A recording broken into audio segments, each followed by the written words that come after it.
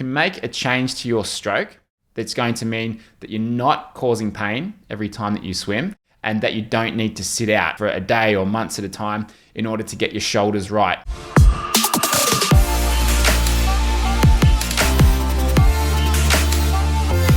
There are 3 common technique issues that lead to shoulder injuries in swimmers. And by doing these 3 drills to fix those things, you'll never have to sit on the sidelines again because of shoulder pain caused by bad technique. If you've ever had any shoulder injuries in the past or you're dealing with them now, let me know in the comments. I want to hear what sort of stuff you're going through at the moment. And if you think any of these things that I mentioned in today's video apply to you. If you haven't subscribed to the channel yet, hit the notification bell below.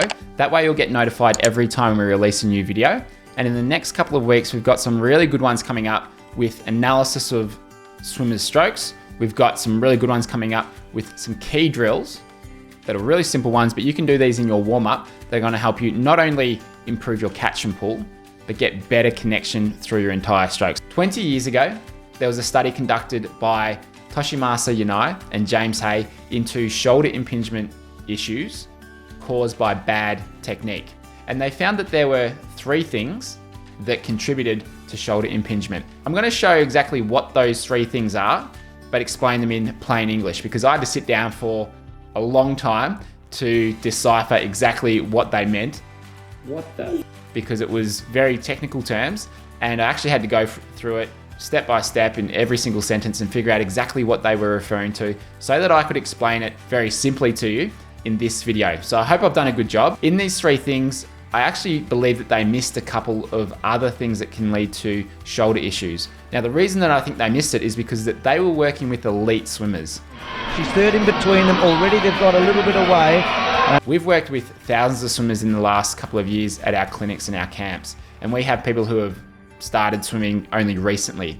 And if you didn't learn to swim as a child, and if you're not at that elite level, which most people aren't, there are probably some things that you're doing in your stroke that they wouldn't have seen in this study that can contribute to shoulder injuries. So if you do have any pain, then I'm going to cover all the things that we've seen at clinics and camps.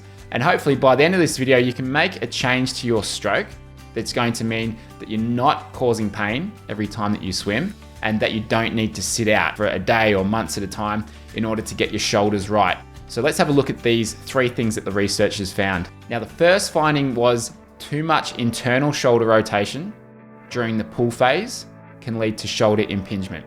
What that simply means is that as you go through the catch, if your shoulder is rotated internally too far, this is internal, this is external. This is internal, this is external.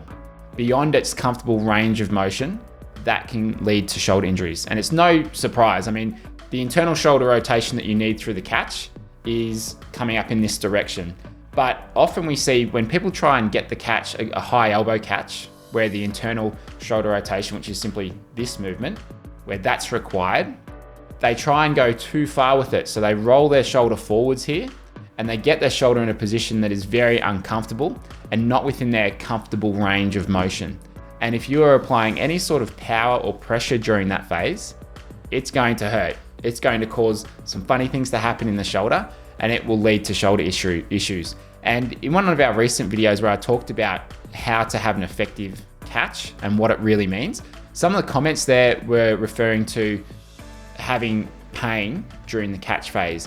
And it's probably from this very thing, too much internal shoulder rotation. So as you enter the water and you're reaching forwards, and then you start your catch in the beginning, yes, you're going to need to rotate your shoulder in this direction. So that this is internal, this is external. External is where you'd have a dropped elbow catch. It needs to be rotated internally to get what we call a high elbow catch.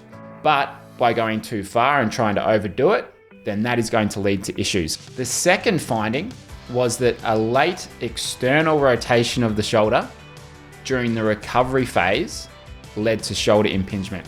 Now, without going into too much detail that will just confuse you, what they basically were looking at there is that essentially for swimmers that tried to have too much of a high elbow recovery for too long through the recovery phase, they were the ones that tended to have shoulder issues. So what they mean by external rotation is basically this movement here, that's external.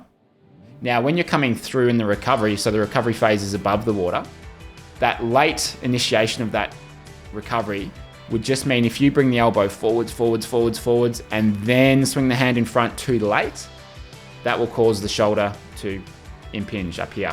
Whereas if you start that initiation of the hand coming through before the elbow a little bit sooner, it means that you won't put as much pressure on the shoulder. So essentially what they were saying there is, don't try and overdo the high elbow recovery. You might see swimmers that are really trying to bring this elbow up close and the hand very close to the body, but that is just going to cause a lot of trouble in your recovery. So don't try and overdo the high elbow recovery phase of it, because it's going to lead to that late initiation of external rotation. But just think of it as don't try and overdo the high elbow recovery, because it's just going to put the shoulder in a funny place. The third and final finding in this study was that a small tilt angle contributed to shoulder impingement. Now, I had to look this up. I thought they might have been referring to not much shoulder rotation, so tilt angle, but that's not actually the case. What they actually referred to here is that when your hand enters the water, a greater tilt angle, and you can see it here in this picture here, tilt angle is basically defined by your shoulders tilting in this direction. That's tilt, all right, that they're referring to. So a greater amount of tilt angle meant that the hand could enter in a way where the fingertips were going first, essentially, without the elbow being too high upon entry. So basically you need to get the shoulders coming in this direction as you go to enter the water. But at the same time, they wanted to see a lower upper arm angle when the hand was entering the water. So they looked at that in terms of, they called it elevation. So essentially what you don't want to do is enter the water too close to the head and then reach forwards. You want to enter a reasonable amount away from the head so that yes, the fingertips are first, yes, the elbow is up, but you don't want to do it too early, because that is will reduce the tilt of the shoulders, because you'll be here instead of here. And for whatever reason, that was one thing that contributed to shoulder impingement. Now, one of the things that I believe that they missed in this study, because I doubt that the elite swimmers were really doing this in their stroke, was overreaching upon entry. One of the things that we see very often is swimmers coming forwards in their recovery, so above the water, and when they go to enter, they're almost at full extension, and so their elbow lands first, the hand is above the water. And essentially it puts them in this position here, where their hand is well above their head, out in front, and then they land on the water. And with that landing on the water, it causes a lot of strain through the shoulder, and it just puts the arm in a very uncomfortable position and just creates a lot of stress through the shoulder. So that would be the first thing that I'd look out for, is overreaching upon entry, where the hand doesn't enter before the elbow. That's the first one. The second one, which I sort of touched on before, but it's a recovery that's too close to the body. So if you have poor mobility through the shoulders and you're trying to come very close to the body, almost like a shark fin drill or finger drag drill, where the hand doesn't move far away from the body and you're coming through in a recovery this way, that is not comfortable for the shoulder, especially for most adults. Most of the adults that I've seen that are doing open water swimming or triathlon, their range of motion isn't great. It's not like kids who are 13, 14 who often have very good mobility. So if you're trying to come up so close to the body, it is just going to cause a lot of strain. So give yourself a little bit of space. There's nothing wrong with a wider or straighter arm recovery over the top, especially if you're doing open water swimming. So don't jam yourself up through the shoulders, because that is going to not only make it harder to get a better rhythm going, it's not only going to make it harder to increase your stroke rate, but it can lead to shoulder injuries as well. And in their findings, one of the last things that they wrote was, a swimmer should be able to reduce the risk of developing shoulder impingement by altering the technique to eliminate the three characteristics. So put simply, with the right technique, you can either eliminate or highly reduce the pain that is caused in your shoulders because of this poor technique.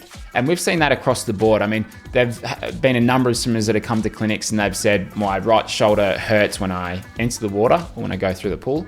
We look at them in the video and we see it's pretty obvious why, and they can see it as well. And so when we make that change to have the technique be in the right spot, do what we want it to do, then so many times people have come 2-3 weeks later and they've found that, yeah, that issue isn't there anymore. So if you do have any shoulder issues, changing your technique can really make a difference. And one interesting thing that they found, which I haven't mentioned here, is that what they found is that paddles don't cause injuries, but paddles can contribute to existing injuries. So basically, if you've got the right technique and you're using paddles, that is fine. That is a good thing in many cases, especially if you're looking to develop a bit of swim strength to be able to swim better in the open water.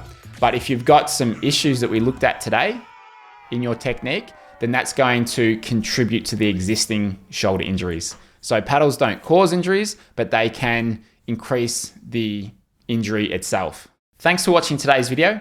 Make sure you like and subscribe. Comment below if you've ever had any shoulder injuries when you're swimming. Hit that subscribe button.